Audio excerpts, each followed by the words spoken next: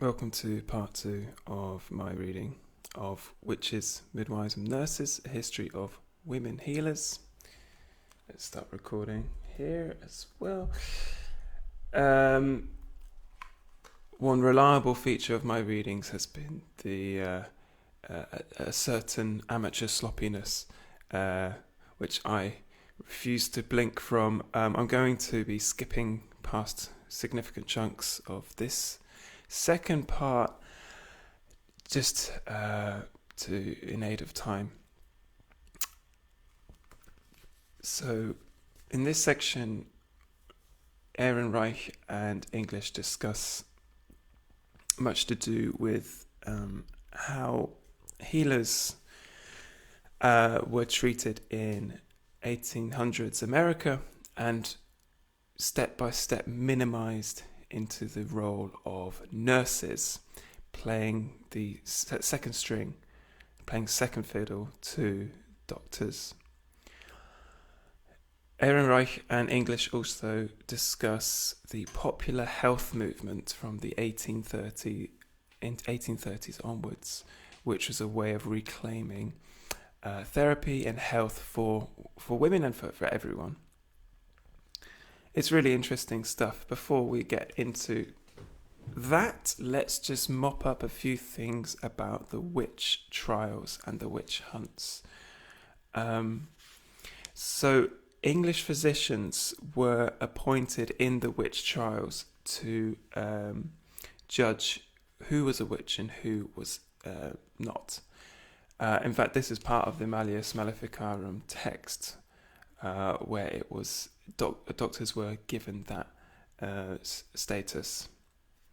So the distinction, according to the book, between female superstition and male medicine was made final by the very roles of the doctor and the witch at the trial. The trial in one stroke established the male physician on a moral and intellectual plane vastly above the female healer he was called to judge. It placed him on the side of God and the law, a professional on par with lawyers and theologians, while it placed her on the side of darkness, evil, and magic. He owed this new status not to medical or scientific achievements of his own, but to the church and state he served so well. And I can imagine an objection to this in general, the book's championing of expertise and not professionalism. So what's wrong with professionalism? Well, I'm reading from one section of the conclusion here. I think it's a really useful section. Professionalism in medicine is nothing more than the institutionalization of male upper-class monopoly. We must never confuse professionalism with expertise. Expertise is something we work for and to share. Professionalism is, by definition, elitist, exclusive, sexist, racist, and classist. In the American past, women who sought formal medical training were too ready to accept the professionalism that went with it. They made their gains in status, but only on the backs of their less privileged sisters. The gains were for them, not for wider society. Their less privileged sisters were, of course, midwives, nurses, and lay healers. Our goal today should never be to open up the exclusive medical profession to women, but to open up medicine to all women. So just to cut back into the actual text before the conclusion, the aftermath of the witch trials. Witch hunts did not eliminate the lower class woman healer, but they branded her forever as superstitious and possibly malevolent. So thoroughly was she discredited among the emerging middle classes that in the 17th and 18th centuries it was possible for male practitioners to make serious inroads into that last preserve of female healing, midwifery. Non-professional male practitioners, barber surgeons, in inverted commas, led the assault in England, claiming technical superiority on the basis of their use of the obstetrical forceps. The forceps were legally classified as a surgical instrument, and women were legally barred from surgical practice.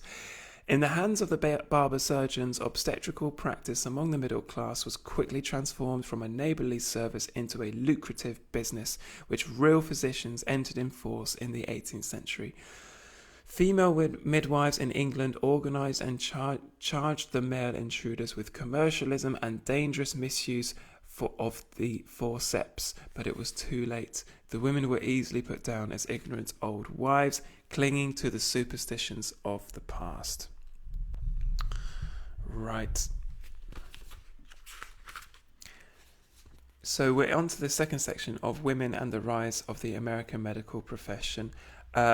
I'm going to skip a lot of this and just read little segments and finish off sort of whole sections that I think are really interesting. Just quickly, in the US, the male takeover of healing roles started later than in England or France. Based on contact, most of the medical advances, I believe, were taking place in France and Germany, and geographically, it was harder for Americans to get contact with these advancements, so that's a possible explanation for this. There is probably no industrialized country with a lower percentage of women doctors than the US today. England has, so this is from 1973, of course, but England has 24%, Russia has 75%, the US has only 7%. So in the time that Ehrenreich and English were writing, the historical factors of the witch trials, as well as what's going to come up next in this text, was still very much present in 1970s America. So I'm skipping to the section called Enter the Doctor. In the early 1800s, there was also a growing number of formally trained doctors who took great pains to distinguish themselves from the host of lay practitioners. The most important real distinction was that the formally trained or regular doctors, as they called themselves, were male, usually middle class, and almost always more expensive than the lay competition. The regulars' practices were largely confined to middle and upper class people who could afford the prestige of being treated by a gentleman of their own class. By 1800, fashion even dictated that upper and middle class women enjoy male regular doctors for obstetrical care, a custom which plainer people regarded as grossly indecent. In terms of medical skills and theory, the so-called regulars had nothing to recommend them over the lay practitioners. Their formal training meant little even by European standards of the time. Medical programs varied in length from a few months to 2 years. Many medical schools had no clinical facilities. High school diplomas were not required for admission to medical schools. Not that serious academic training would have helped much anyway. There was no body of medical science to be trained in. Instead, the regulars were taught to treat most ills by heroic measures: massive bleeding, huge doses of laxatives, calomel, a laxative containing mercury, and later opium. The European medical profession had little better to offer at this time either. There is no doubt that these cures were often either fatal or more injurious than the original disease. In the judgment of Oliver Wendell Holmes Sr., himself a distinguished physician, if all the medicines used by the regular doctors in the US were thrown into the ocean, it would be so much the better for mankind and so much the worse for the fishes. The lay practitioners were undoubtedly safer and more effective than the regulars. They preferred mild herbal medications, dietary changes, and hand-holding to heroic interventions. I really love this distinction. Regular people preferred the lay healers' techniques, which are distinguished as mild herbal medications, dietary changes, and hand-holding to, on the other hand, doctors' heroic interventions. The doctor storms into the room and gets a few leeches out, or starts bleeding the patient, or gives them, let's list it, huge doses of laxatives, calomel, a laxative containing mercury, and later opium. Can't argue with that though. Left alone, the lay healers they might well have displaced the regular doctors with even middle-class consumers in time, but they didn't know the right people. The regulars, with their close ties to the upper class, had legislative clout. By 1830, 13 states had passed medical licensing laws outlawing irregular practice and establishing the regulars as the only legal healers.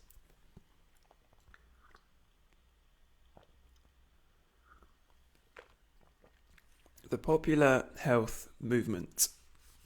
The popular health movement of the 1830s and 40s is usually dismissed in conventional medical histories as the high tide of quackery and medical cultism. In reality, it was the medical front of a general social upheaval stirred up by feminist and working class movements. Women were the backbone of the popular health movement. Ladies' physiological societies, the equivalent of our Know Your Body courses, sprang up everywhere, bringing rapt audiences simple instruction in anatomy and personal hygiene. The emphasis was on preventative care as opposed to the murderous cures practiced by the regular doctors. The movement ran up the banner for frequent bathing, regarded as a vice by many regular doctors at the time, loose-fitting female clothing, whole-grain cereals, temperance, and a host of other issues women could relate to. And at about the time that Margaret Sanger's mother was a little girl, some elements of the movement were already pushing birth control. The movement was a radical assault on medical elitism and an affirmation of the traditional people's medicine. Every man his own doctor was the slogan of one wing of the movement, and they made it very clear that they meant every woman too. The regular, licensed doctors were attacked as members of the parasitic, non-producing classes who survived only because of the upper-class lurid taste for calomel and bleeding, and no doubt a little bit of opium as well. Universities where the elite of regular doctors were trained were denounced as places where students learned to look upon labour as servile and demeaning and to identify with the upper class. Working class radicals rallied to the cause, linking kingcraft, priestcraft, lawyercraft and doctorcraft as the four great evils of the time.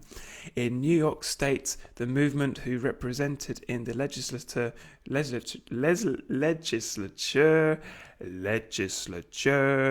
by a member of the Working Man's Party who took every opportunity to assail the privileged doctors.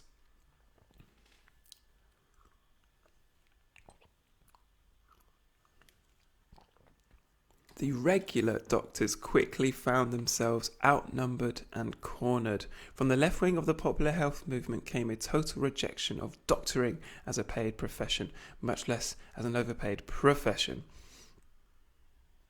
I should have said paid occupation.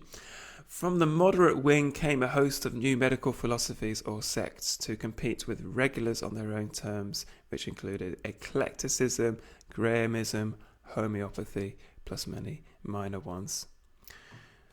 Skipping over this bit a little bit.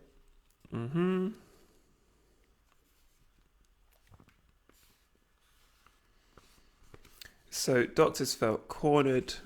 What did they choose to do? Well, women, of course, most women were banned from universities. Universities by themselves excluded poorer students, and there's an interesting intervention of charity, how philanthropy actually goes against the interests of women. So let me just find my place.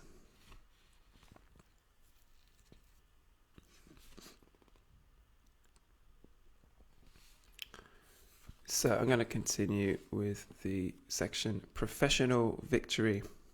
So the regulars, the doctors, were still in no condition to make another bid for the medical monopoly. For one thing, they still couldn't claim to have any uniquely effective methods or special body of knowledge. Besides, an occupational group doesn't gain a professional monopoly on the basis of technical superiority alone. A recognized profession is not just a group of self-proclaimed experts, it is a group which has the authority in the law to select its own members and regulate the practice, i.e. to monopolize a certain field without outside interference. How does a particular group gain full professional status? In the words of sociologist Elliot Friedson, a profession attains and maintains its position by virtue of the protection and patronage of some elite section of society which has been persuaded that there is some special value in the work. In other words, professions are the creation of a ruling class. To become the medical profession, the regular doctors needed, above all, ruling class patronage. This is the interesting moment where Carnegie steps in to effectively push women out of the medical profession.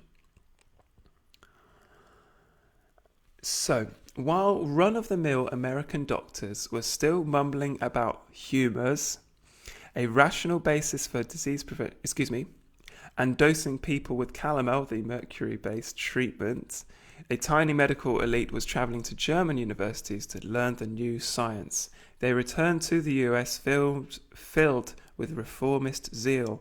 In 1893, German-trained doctors, funded by local philanthropists, set up the first American German-style medical school, Johns Hopkins. So these weren't all bad in themselves. They had labs. They were based on an experimental approach. It's the wider ramifications of charity which are really problematic. Meanwhile, the US was emerging as the industrial leader of the world. Fortunes built on oil, coal, and the ruthless exploitation of American workers were maturing into financial empires. For the first time in American history, there were sufficient concentrations of corporate wealth to allow for massive organized philanthropy, i.e., organized ruling class intervention in the social, cultural, and political life of the nation. Foundations were created as the lasting instruments of this intervention. The Rockefeller and Carnegie Foundations appeared in the first decade of the 20th century.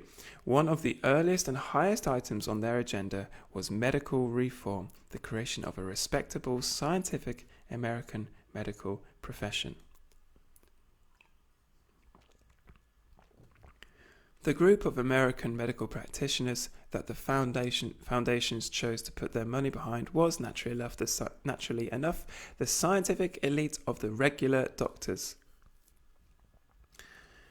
Many of these men were themselves ruling class and all were urbane, university-trained gentlemen. So, starting in 1903, foundation money began to pour into medical schools by the millions. The conditions were clear: conform to the Johns Hopkins model or close. To get the message across, the Carnegie Corporation sent a staff man, Abraham Flexner, out on a national tour of medical schools, from Harvard right down to the last third-rate commercial schools. Flexner almost single-handedly decided which schools would get the money and hence survive. For the bigger and better schools, i.e. those which already had enough money to begin to institute the prescribed reforms, there was the promise of fat foundation grants. Harvard was one of the lucky winners, and its president could say smugly in 1907, "Gentlemen, the only way to get endowments for medicine is to improve medical education." As for the smaller, poorer schools, which included most of the sectarian schools and special schools for blacks and women, Flexner did not consider them worth saving. Their options were to close or to remain open and face public denunciation in the report Flexner was preparing. Okay, just doing some more skipping here. And so we're on to the section about midwives. Actually, I think I might just skip over that as well. There's a really interesting section about Florence Nightingale, the lady with the lamp, and how her perceived victories in fact did a lot of harm for the status of the nurse or the female healer. She instills total obedience to the doctor, and the nurse is relegated from being a healer to just being a servant, a kind of mother figure of the patient. So the Florence Nightingale nurse figure, in fact, is a figure that simply emulates a woman's role at home, the nurturer, but not the intervener or the healer. I'm going to read from a section, The Doctor Needs a Nurse. Of course, the women's movement was not in a position to decide on the future of nursing anyway, only the medical profession was. At first, male doctors were a little sceptical about the new Nightingale nurses, perhaps suspecting that this was just one more feminine attempt to infiltrate medicine. But they were soon won over by the nurses' unflagging obedience. So, Florence Nightingale came to prominence during the Crimean War. The Crimean War, I think, was the late 19th century, early 20th century.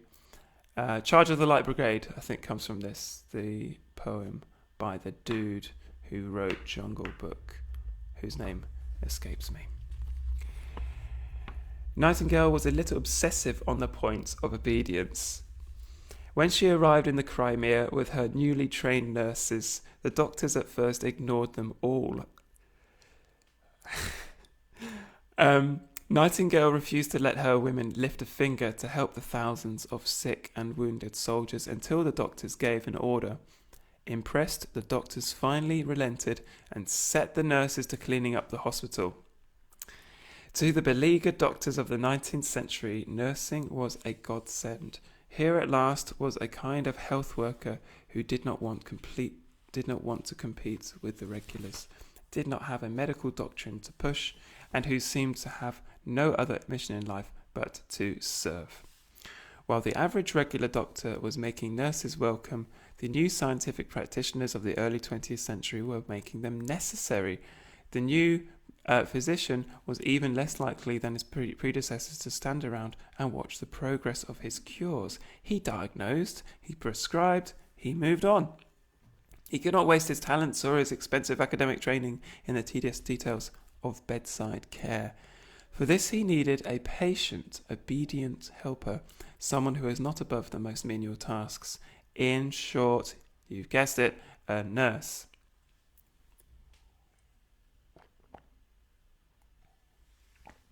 Okay.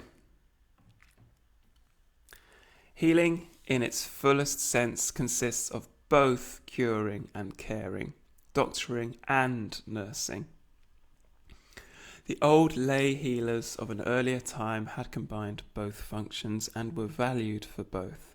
For example, midwives not only presided at the delivery, but lived in until the new mother was ready to resume care of her children. But with the development of scientific medicine and the modern medical profession, the two functions were split irrevocably. Curing became the exclusive province of the doctor. Caring was relegated to the nurse.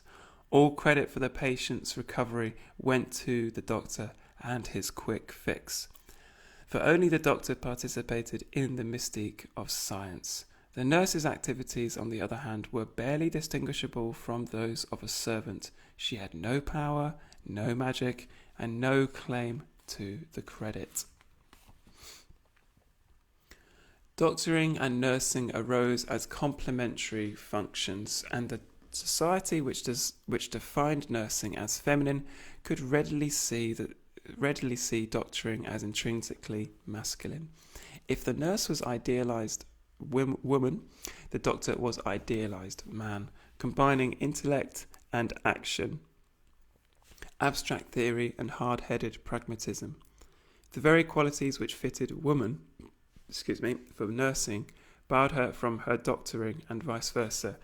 Her tenderness and innate spirituality were out of place in the harsh, linear world of science.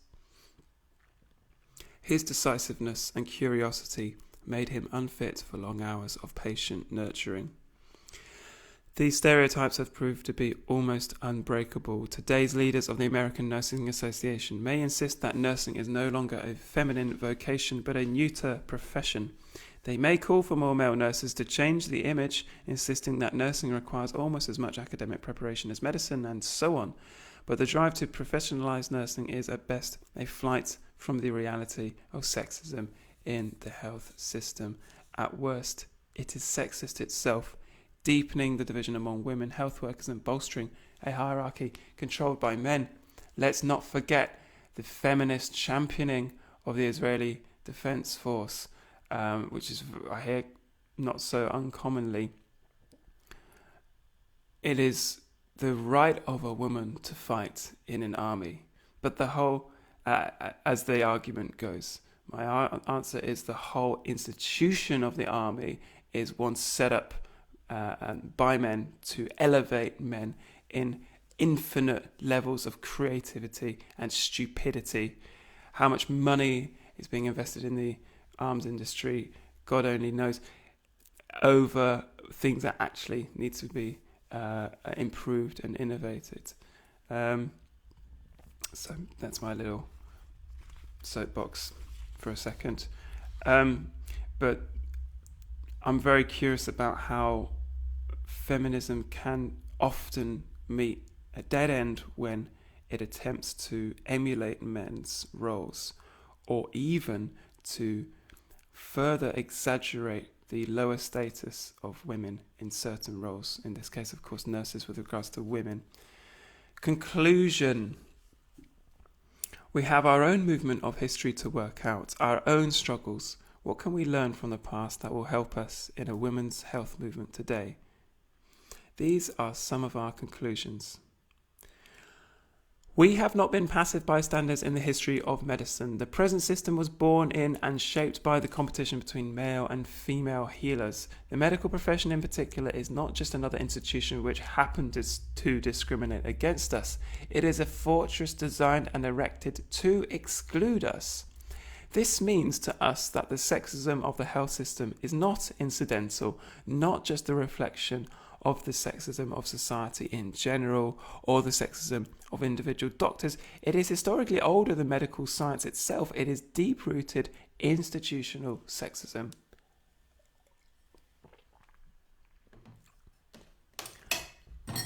Our enemy is not just men or their individual male chauvinism. It is the whole class system which enabled men, upper-class healers, to win out and which forced us into subservience. Institutional sexism is sustained by a class system which supports male power. There is no historically consistent justification for the exclusion of women from healing roles. This is fascinating. All excuses were made to exclude women from these roles as healers. But in the 19th century, the rhetoric reversed. Women became too unscientific, delicate, and sentimental, whereas women were attacked for being pragmatic, empirical, and immoral. So they were attacked quite literally for healing in certain witch trials. The stereotypes changed to suit male convenience. We don't, and there is nothing in our innate feminine structure or nature to justify our present subservience. Men maintain their power in the health system through their monopoly of scientific knowledge. We are mystified by science, taught to believe that it is hopelessly beyond our grasp. In our frustration, we are sometimes tempted to reject science rather than to challenge the men who hoard it. But medical science could be a liberating force, giving us real control over our own bodies and power in our lives as health workers. At this point in our history, every effort to take hold of and share medical knowledge is a critical part of the struggle. Know your body courses and literature, self-help projects, counselling, women's free clinics. Professionalism in medicine is nothing more than the institutionalization of male upper class monopoly. We must never confuse professionalism with expertise. Expertise is something to work for and to share. Professionalism, by definition, is elitist and exclusive, sexist, racist, and classist. In the American past, women who sought formal medical training were too ready to accept the professionalism that went with it. They made their gains in status, but only on the backs of the less privileged sisters. Midwives, nurses, and lay healers.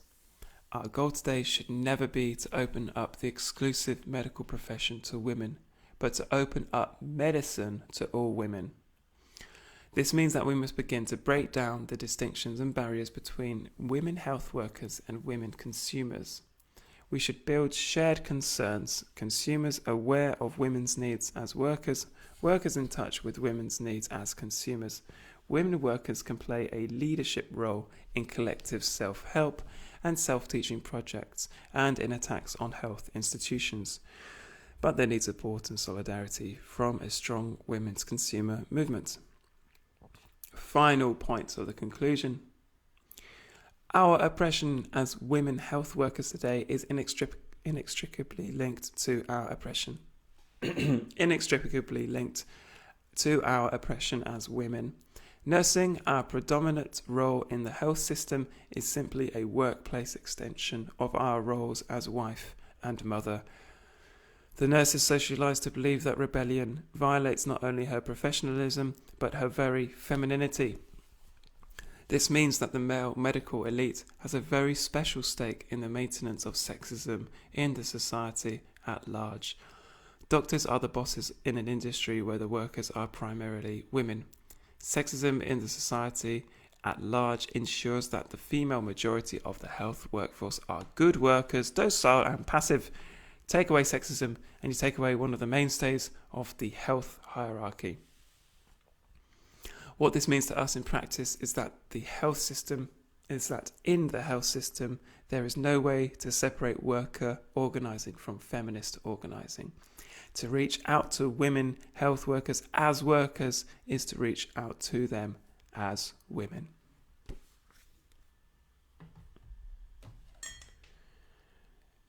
Today I'm using my hometown Tame mug, rural Oxfordshire, a picture of the birdcage where French troops were imprisoned during the Napoleonic Wars, and which today is its own hold of fantastic ale.